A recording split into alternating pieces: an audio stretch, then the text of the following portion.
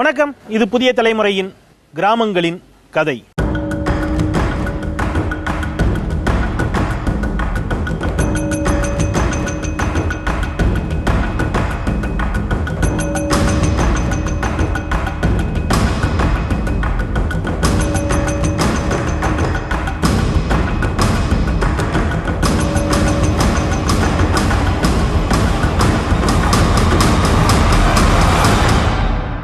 இந்த வார கிராமங்களின் கதையை நாம் கல்வி கண் திறந்த கர்ம வீரர் காமராஜர் பிறந்த மண்ணான விருதுநகர் மாவட்டத்திலிருந்து வழங்கிக் கொண்டிருக்கின்றோம். பெருமாள் தேவன் பட்டி. இந்த கிராமத்தில் 90 விழுக்காட்டினர் இராணுவத்தில் பணியாற்றி கொண்டிருக்கிறார்கள்.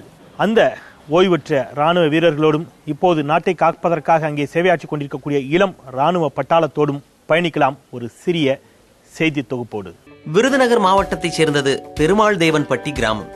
கிட்டத்தட்ட 400க்கும் மேற்பட்ட குடும்பங்கள் இங்கு வசித்து வருகின்றன. குறைந்தது வீட்டிற்கு ஒருவர் ராணுவத்தில் பணிபுரிவதுதான் பெருமாள் தேவன் பட்டியின் சிறப்பு. எங்கள் அம்மா தாத்தா மிலிட்ரிக்காரரு, அப்பாவும் மிலிட்ரிக்காரரு, அண்ணன் தம்பியும் மிலிட்ரிக்காரங்க. 3 அண்ணன் மிலிட்ரியில் இருக்கிறாங்க. வீட்டுக்காரரும் மிலிட்ரிக்காரரு. நான் இப்போது வந்துட்டு சிக்கிமில் இருக்கேன். சிக்கிமில் ஒரு மலை மேலே ஒரு பில்டிங், சின்ன ஒரு டென்ட் போட்டிருக்கோம். அந்த டென்ட்லேருந்து சைனா பார்டர்லேருந்து ஒரு நியூஸ்லாம் கெதர் பண்ணி மேலே எங்களோட ஆஃபீஸர்ஸ், சீனியர் ஆஃபீஸர்ஸ்க்கு நாங்கள் சென்ட் பண்ணுவோம். அதான் எங்கள் டியூட்டி. எங்களுக்கு நாங்கள் எங்கள் பிறந்த வீட்லேயும் எங்கள் அண்ணன் தம்பிமார் 3 பேர் மிலிட்ரி. வந்த வீட்டில் எங்கள் வீட்டுக்காரரு, எங்கள் மாமனார் மிலிட்ரி தான். இப்போ எங்கள் பிள்ளைங்க 2 பிள்ளைங்களும் மிலிட்ரி தான். ராணுவத்தில் பணிபுரிகிறோம் என்ற பெருமிதம் பெருமாள் தேவன் பட்டி இளைஞர்களை ஆட்கொண்டிருக்கிறது. அதுபோக சிறு வயதில் இருந்தே ராணுவத்தில் பணிபுரிபவர்களை பார்த்து வளர்வதால் தங்களுக்கும் இயல்பாகவே அங்கு பணிபுரிய வேண்டும் என்ற வைராகியமும் மனநிலையும் வாய்க்க பெறுவதாக கூறுகின்றனர் பெருமாள் தேவன் பட்டி இளைஞர்கள். இன்னொன்று, அந்த 19லேருந்து 21 வயசுக்குள்ள இளைஞர்கள் திசை மாறி போகக்கூடிய வயசு.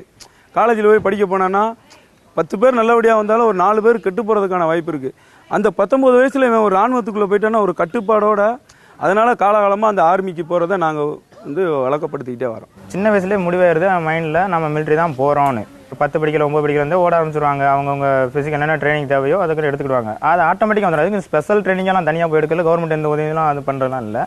ஒரு காலத்தில் கடும் வறட்சி நிலவியதை தொடர்ந்து பட்டாளத்திற்கு ஆள் எடுப்பதை கேள்விப்பட்டு சிலர் ராணுவத்தில் சேர்ந்துள்ளனர்.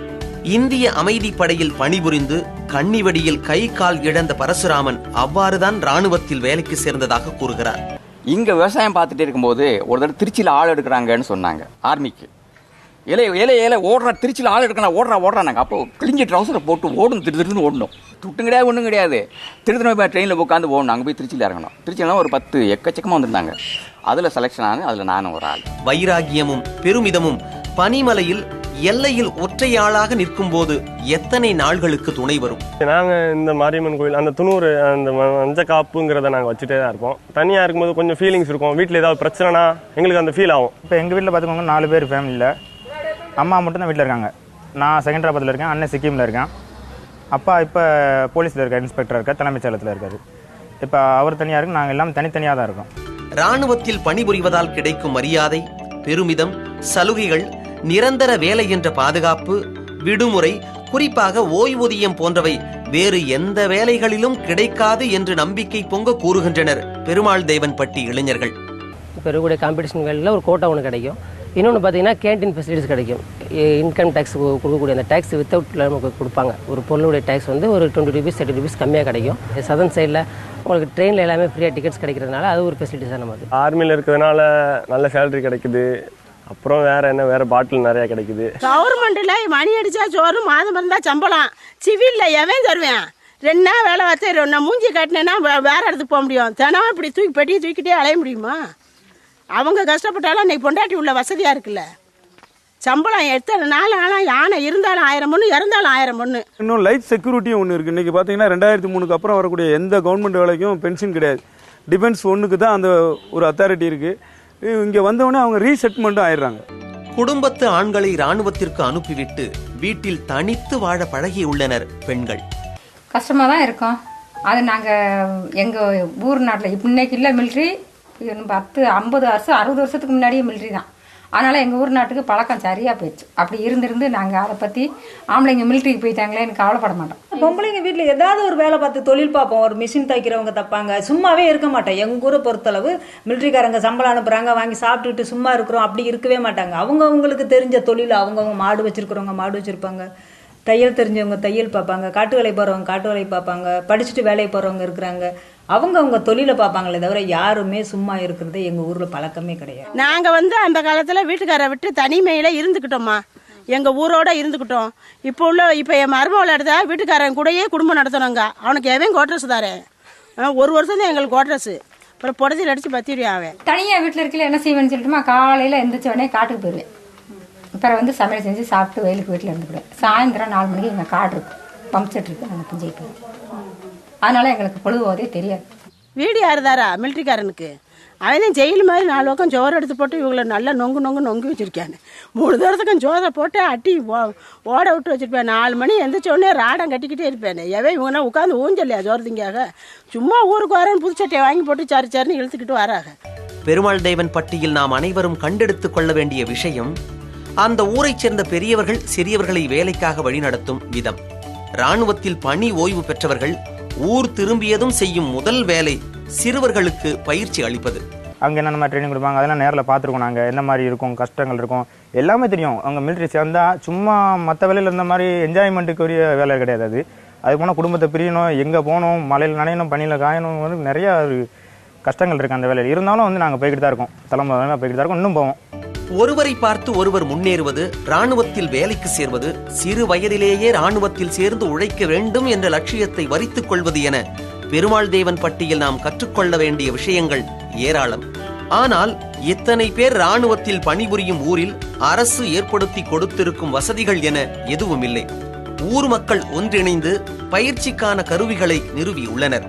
வீட்டிற்கு ஒருவர் இராணுவத்தில் பணிபுரிந்தாலும் பெருமாள் தேவன் பட்டியில் இன்னும் அடிப்படை வசதிகளை கூட அரசு நிறைவேற்றி தராததை பெருங்குறையாக கூறுகின்றனர் மக்கள். கலந்துரையாடல் இன்னும் பலவற்றை சொல்கிறது, பார்க்கலாம்.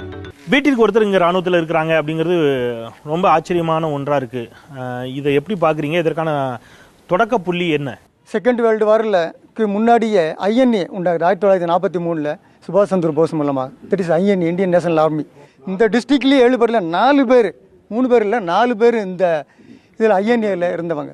நேதாஜி சுபாஷ் சந்திர போஸ் படையிலேயே இங்கிருந்து இடம்பெற்றிருக்கிறீர்கள். ஆமாம், 4 பேர் ஆர்மியில் போய் பல கோர்ஸுகள்லாம் பாஸ் பண்ணி, நான் இன்ஃபென்ட்ரி கோர்ஸ் பாஸ் பண்ணியிருக்கேன், வெப்பன் ட்ரைனிங் கோர்ஸ் பாஸ் பண்ணியிருக்கேன், பாம் டிஸ்போசல் கோர்ஸ் பாஸ் பண்ணியிருக்கேன். இந்த மாதிரிலாம் கோர்ஸ் பாஸ் பண்ணிவிட்டு இங்கே படித்த 10th வச்சுட்டு ஆர்மியில் போய் ஆல் ஃபஸ்ட்டு பாஸ் பண்ணியிருக்கேன். Hindi first, map reading first, English first. அது ஈக்குவல் டு ஒரு டிகிரி ஹோல்டருக்கு ஈக்குவல். அந்த மாதிரி படிச்சுட்டு அதில் என்ன ப்ரொமோஷன் எங்களுக்கு கிடைக்கணுமோ அவ்வளோ ப்ரொமோஷனும். சர்வீஸில் 28 வருஷம் பாய் ட்ரைனிங் சர்வீஸு, அப்புறம் பாய்ஸ் 2 வருஷம், 30 வருஷம் சர்வீஸ் பண்ணிட்டு வந்தேன். சுவேதா ரிட்டையர்டு. இன்றைக்கி நான் ஒரு 30,000 பென்ஷன் வாங்குறேன்னா நான் அந்த ஆர்மியில் போய் கஷ்டப்பட்டு தான். பாட்டிமா, உங்கள் பேர் என்ன? என் பேர் மாரிமுத்தம்மா. இப்போ தாத்தா ராணுவத்தில் வேலை பார்த்தாங்களா? எங்கள் தாத்தா. எங்கள் தாத்தா உங்கள் வீட்டுக்காரரு? எங்கள் வீட்டுக்காரரு ராணுவத்தில் வேலை பார்த்து முடிச்சு வீட்டுக்கு வந்தார். வாத்தியார் வேலையும் படித்தார். படிச்சுட்டு வாத்தியார் வேலையும் பார்த்தாரு. பார்த்துக்கிட்டு இருக்கையிலே எப்படியோ அவருக்கு போயிட்டார். இப்போ உங்கள் வீட்டில் இப்போ பேரெல்லாம் எத்தனை பேர் இருக்கிறாங்க? இப்போ இவர் ஒரு பேரன், இவர் மிலிட்டரியில் இருக்கிறாரு.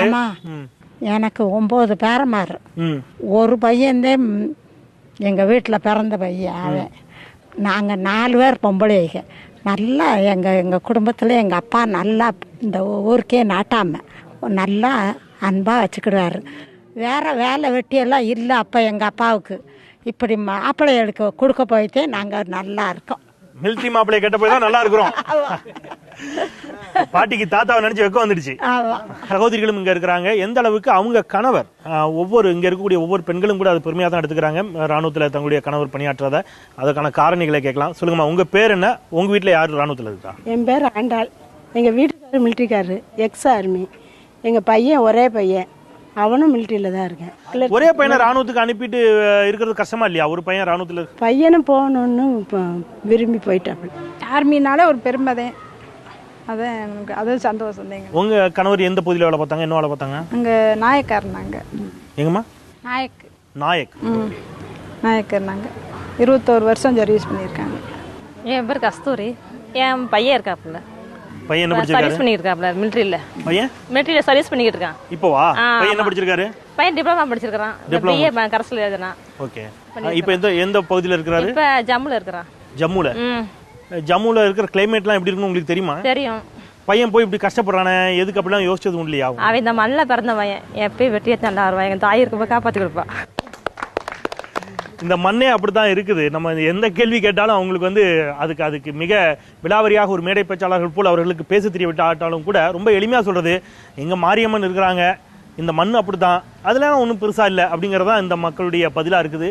ரொம்பவே ஸ்லாகிப்பா தான் இருக்குது இந்த வார்த்தைகள்.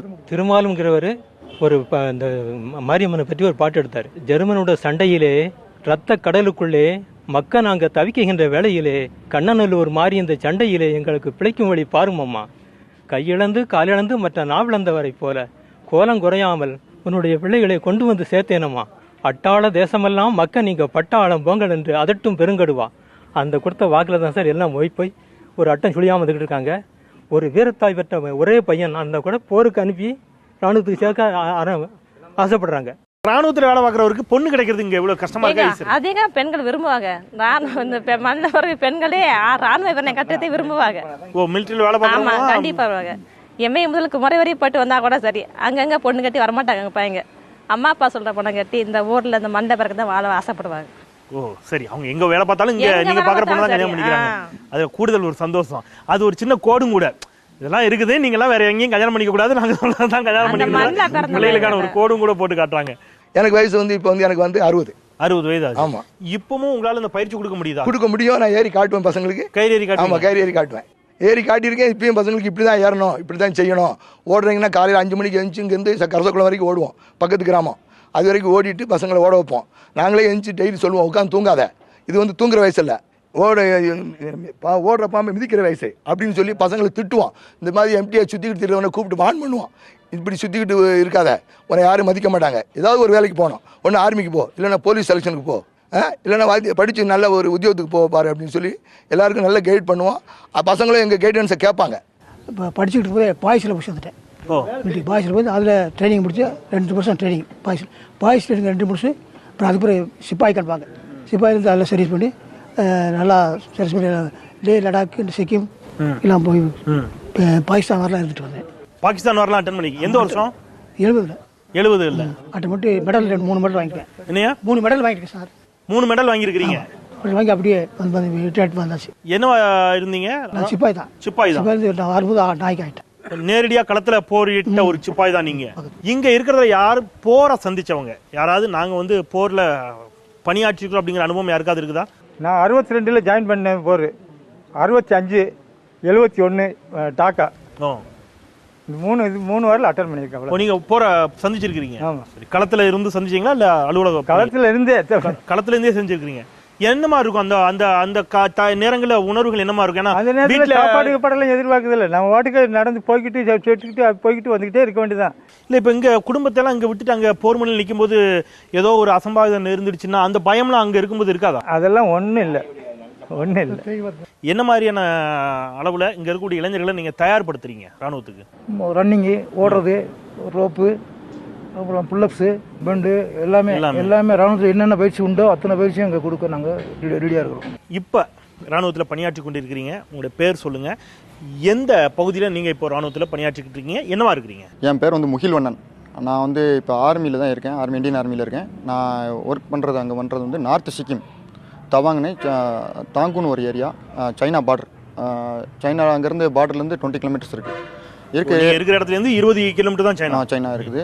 அந்த ஹை ஆல்டிடியூட்னு சொல்லுவோம்.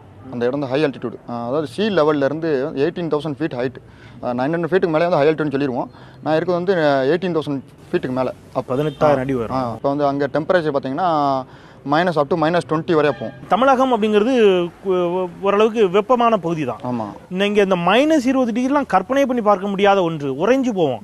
இங்கே இருக்கக்கூடிய இந்த பருவநிலையில் வாழ்ந்த உங்களை மாதிரியான இளைஞர்கள் அங்கே பணிபுரியறது எவ்வளவு சவாலாக இருக்கும் உங்களுக்கு? ரொம்ப பெரிய சவால் தான். அங்கே வந்து என்ன சொல்கிறாங்கன்னா அங்கே வந்து கிளைமேட்டேஷன் stage 1 medical, stage 2, stage 3 3 medical pass ஆனால் தான் வந்து அங்கே போக முடியும், நாங்கள் இருக்கிற இடத்துக்கு முடியும். அதில் யார் ஃபெயில் ஆனால் அந்த ஏரியா போக முடியாது, நம்ம கீழே தான் சர்வீஸ் பண்ண முடியும். அதுக்கு ஏன்னா நம்ம பேசிக்கில் வந்து மெடிக்கல் வைக்கிறாங்க இல்லையா, நம்மளுக்கு மெடிக்கல் டெஸ்ட் வைக்கிறாங்க இல்லையா, அப்போ அதிலே நம்ம வந்து அதில் ஃபிட்டான ஆள் தான் அங்கே சர்வீஸ் பண்ண முடியும். அப்புறம் நம்ம ஆட்டோமேட்டிக்காக அங்கே ஆர்மியில் சர்வீஸ் பண்ணி அந்த மெடிக்கலி ஃபிசிக்கலி ஃபிட்டாக தான் இருக்கும். உடம்புல பாடியில் போய் ஃபிசிக்கல் ஃபிட் இருந்துச்சோ நார்மல் நம்ம மெடிக்கல் அந்த மாதிரி ஃபிட்னஸோட நீங்கள் அங்கே போகிறதுக்கு மகிழ்ச்சியாக எடுத்துக்கிறீங்களா, அல்லது பார்டருக்கு போகிறத விட இங்கே எங்கேயாவது அஃபிஷியலாக இல்லை டெல்லியிலோ இல்லை மற்ற இடத்துலையோ கூட ஒர்க் பண்ணால் இன்னும் கொஞ்சம் கம்ஃபர்டபுளாக இருக்குன்னு ஃபீல் பண்ணுறீங்களா? அந்த மாதிரிலாம் இல்லை. என்னோட பேர் கவிசேகரன். நான் இப்போ வந்து சிக்கிமில் லேச்சுங் அப்படின்னு ஒரு இடத்துல இருக்கிறேன். அதுவும் ஹை ஆல்டிடியூட் தான். அதுவும் ஒரு 7000 feet 0 டிகிரி செல்சியஸ் இருக்குது. இப்போ அங்கே எங்களோட இருந்த இடத்துல நான் இப்போ விடுமுறையில் இருக்கேன்.